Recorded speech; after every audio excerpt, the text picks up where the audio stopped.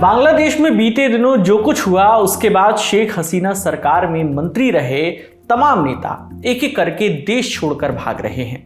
कुछ देश छोड़ चुके हैं, कुछ छोड़ने की फिराक में हैं और कुछ हिरासत में हैं।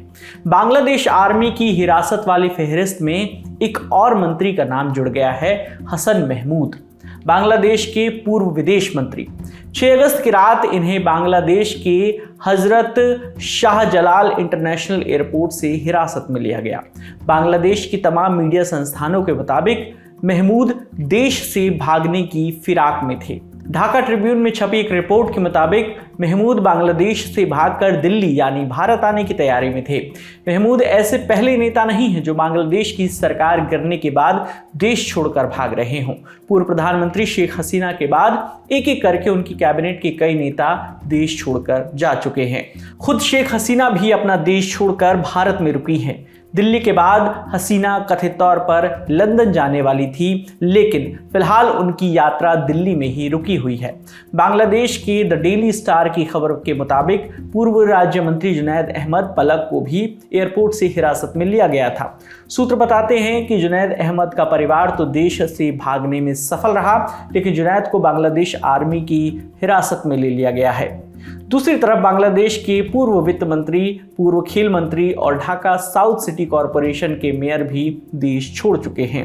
देश छोड़ने वालों में एक नाम बांग्लादेश सुप्रीम कोर्ट के जज का भी है। सुप्रीम कोर्ट के जज मोहम्मद बदरुज्जमा ने भी देश छोड़ दिया है। आपको बताते चले कि शेख हसीना के लंदन या किसी अन्य देश जाने के प्लान में फिलहाल कुछ दिक्कतें आ रही हैं, इसलिए उन्हें कुछ और समय तक भारत में ही रुकना पड़ सकता है।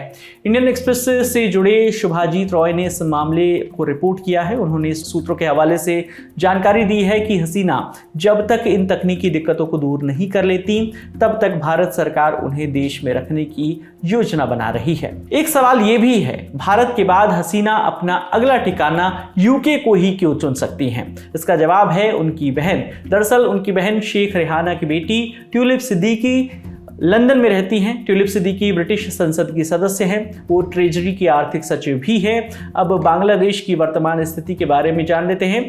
बांग्लादेश की राजधानी ढाका से एयर इंडिया की एक फ्लाइट दिल्ली पहुंची है। वहां से आए एक छात्र ने क्या बताया है वो सुनिए।